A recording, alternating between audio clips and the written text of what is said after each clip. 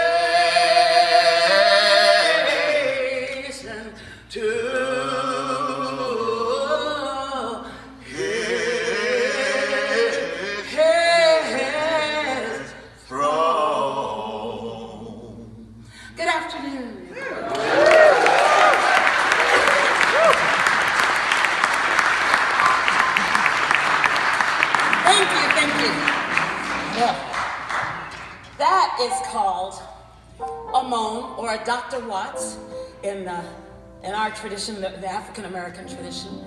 Many different denominations practice music. Danny Fran, I saw you with the hands up, you know. That is something that I heard very young growing up in my church in Chicago in the Mount Sinai Missionary Baptist Church with the upper room experience. 3461 Washington Boulevard in Chicago, Illinois. That's where I grew up and learned and began to learn what became something that I call a career. But that is my heart, it lives in my soul. We had a very interesting conversation about, well, how is that taught? How is that learned? When I first heard it, I could not figure out what they were saying. Now, the last time I did this, someone said, now, Wanda, that was great, but you know we're not supposed to understand what you're saying. You know, I was like, but I couldn't, and I didn't understand I didn't know what was going on. I didn't understand it. I didn't know what that was. And my mother would just say, baby, it's a Dr. Watts. That's a Dr. Watts. That's how we used to sing it. Well, back in the day when the enslaved, as I've learned to call it, were not allowed to congregate, and when finally they were, no one knew how to read. They'd have hymnals, and no one would know how to read. Maybe there'll be one or two who knew how to read what was in those hymns. So you'd have one person who would read the line, and then the whole church, the congregation would repeat it after them. So that's where that came from. That's why that tradition started, and that was the beginning of it. It, of course, has morphed and grown into, and I don't even know if there's many churches still doing that around anymore, and that's what frightens me. What's that? Yes, it did. That's right. And that's true with a lot of the songs. You'd have someone who would lead, and then you'd have a response, call and response. You know, and so we're going to practice a little of that later. You're going to get a chance to try that. Some of you are starting to do a little bit of it, and it's okay. And it doesn't matter. Everyone's like, well, how does the melody go? You just follow. Just keep singing and just follow along, and it'll come to you. I was I maybe heard that when I was little, but when I was really little, I started singing at about 3 years old in our church. And my mom would put me in my prettiest little dress and stand me up on the pulpit stairs, and I would sing this song. Now, this was in 1901,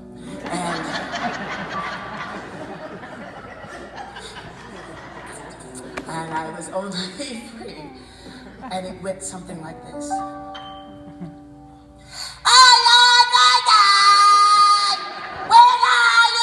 Well, something like that. He covered his... Something like that. I didn't sound like I do now. That's how I sounded at 3. Of course. I thought I was in better tune than I am now. But this is how that song goes. Oh Lord, my God, when I in awesome wonder, considering all the works thy hands have made, I see the stars, I hear the rolling thunder, thy power throughout the universe displays, that sings my soul, my Savior God, to thee. How great thou art, how great thou art, that sings my soul, my Savior God, to thee. How great, how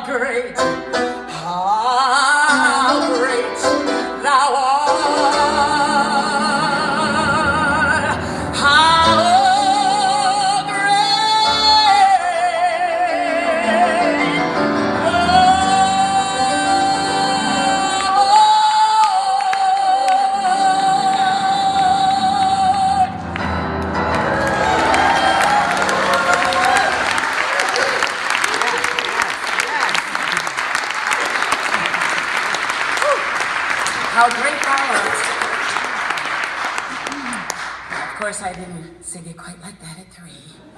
In fact, I thought the song was about me, actually. Because it says, when I'm in awesome wonder. First line is, when I'm in awesome wonder, but I thought it was awesome wonder. I said awesome wonder, I think, until I was about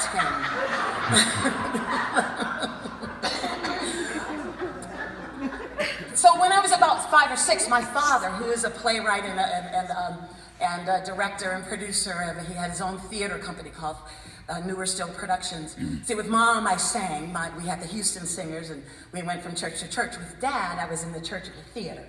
And in the theater, my father did, and this was back in 1961, it had to be like 65, 66. He did the play Green Pastures. Now, I don't know if any of you are familiar with this play. In fact, I just have it in my memory. But as I know now, it was a very controversial piece.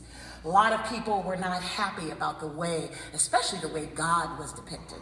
And he was depicted sort of like as some people might call him a storefront preacher, and he was presented in this form. And all the angels standing around talking, what we gonna do today, Lord? You know, it was one of those kind of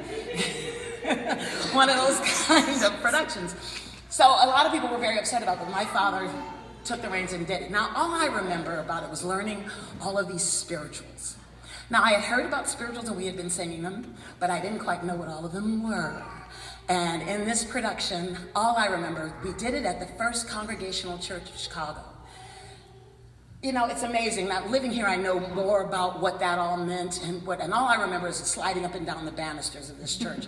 It was huge in my memory. Now, it was probably about built around the same time as this church was. It's a beautiful cathedral-looking church in Chicago, and unlike many of the other churches.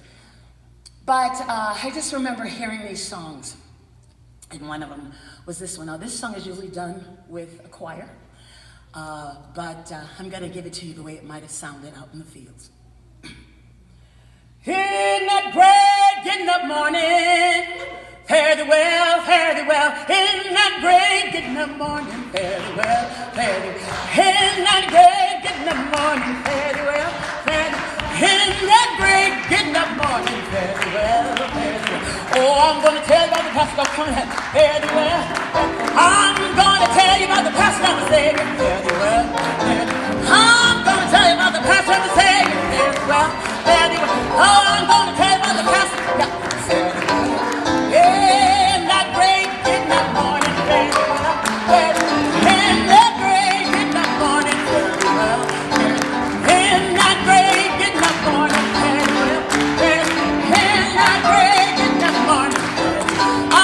I'm going to tell you about the coming of the judgment, fare thee well, fare thee well. I'm going to tell you about the coming of the judgment, fare thee well, fare thee well. I'm going to tell you about the coming of the judgment, fare thee well, fare thee well. I'm going to tell you about the coming of the judgment, fare thee well, fare thee well. In that great getting up, everybody, fare thee well, fare thee well. In that great getting up morning, fare thee well. In that great getting up morning, fare thee well. In that great getting up morning, fare thee well, fare thee well. Amen.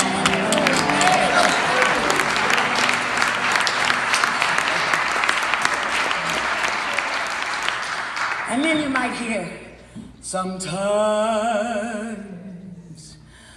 I feel like a motherless child. Sometimes I feel like a motherless child. Sometimes I feel like a motherless child, a long way from home, a long way from home. I cry, I weep like a motherless child. I cry, I weep like a motherless child. I cry, I weep like a motherless child. A long way from home, a long way from home.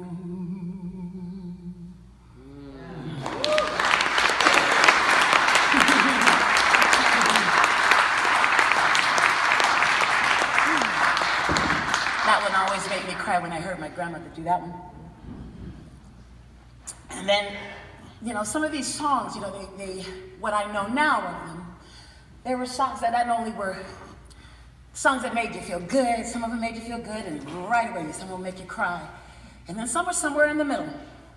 They always make me think about what they were singing for. And I do a whole series of songs that were about the codes for the Underground Railroad. And that was one of the things I found out about this church. This Congregational church was on the Underground Railroad, as were many, I'm sure, probably a lot of Congregational churches, were those safe houses as people traveled to get out of bondage. One might say, oh, I couldn't hear nobody pray. I couldn't hear nobody pray. Oh, way down yonder by myself, and I couldn't hear nobody pray. Oh, I couldn't hear nobody pray. I couldn't hear nobody pray. Oh, way down yonder by myself, and I couldn't hear nobody pray. In the valley, couldn't hear nobody pray. On my knees, couldn't hear nobody pray. If my Savior couldn't hear nobody pray. Hallelujah, couldn't hear nobody pray. Oh, I couldn't hear nobody pray. I couldn't hear nobody pray. Oh, way down yonder by myself, and I couldn't hear nobody pray. Yes.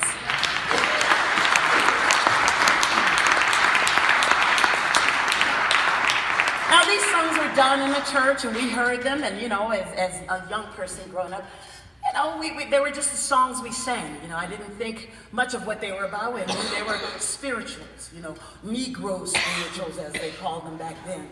But they were the songs that we sang. My great grandma sang them, and my grandma sang them, and we all just sang them at the home and anywhere else. Then there were the ones that were really popular. Some of them I learned in school. When I got to high school, they'd have these, choral sing, and it was. This is one everybody knows, so you can join in with me. Why don't you wait in the water? Give me a name. Wait in the water, children. Wait in the water. God's gonna trouble the water. Come on now, wait in the water. Wait in the water, children. Wait in the water. God's gonna trouble. Oh, you see that band all dressed in white. God's gonna trouble the water. Oh, lost the children of the Israelite. God's gonna trouble the water. Oh, why don't you wait in the water? Oh, come on and wait in the water, children. Wait in the water. God's gonna trouble the water. God's gonna trouble the water. Come on, God's gonna trouble the water.